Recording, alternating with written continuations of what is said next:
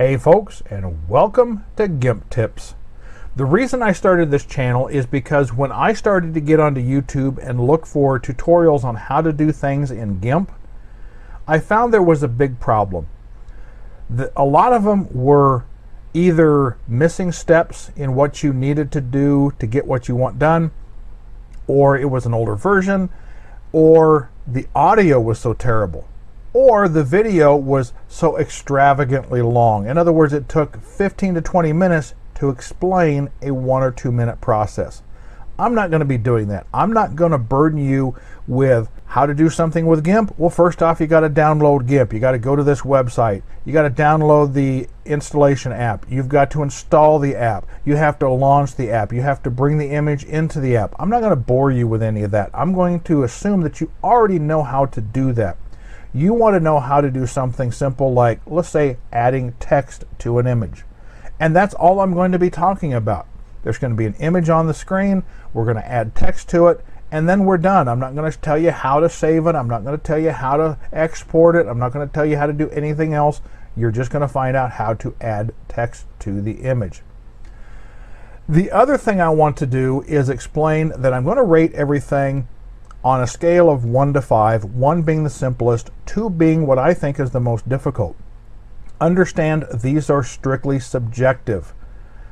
And a lot of people are probably going to disagree on my 1 to 5 rating scale.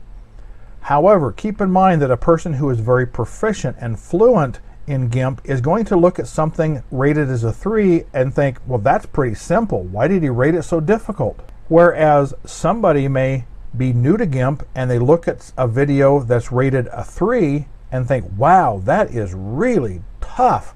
I hate to think what 5 is going to be like. So remember, these ratings are strictly subjective. I know some people are going to disagree with them, but you can have your opinion, I can have mine, and we'll just leave it at that. Finally, I want to explain what I'm doing for a screen recording. I am using HyperCam 6, and I am recording in 1080p.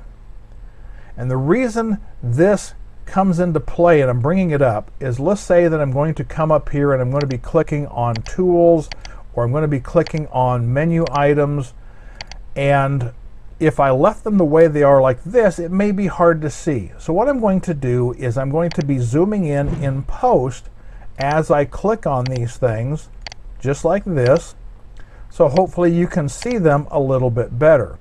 However, the problem comes from the fact that I am not only recording in 1080p, but I am producing my final videos in 1080p. So when I zoom in, I am zooming in on a 1080p video file, and I'm increasing it when I zoom in to a 1080p.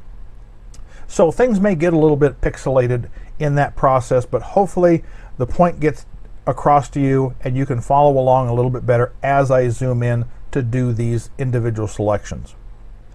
And finally, I want to explain a couple things about what you'll see on the screen as you watch my recordings.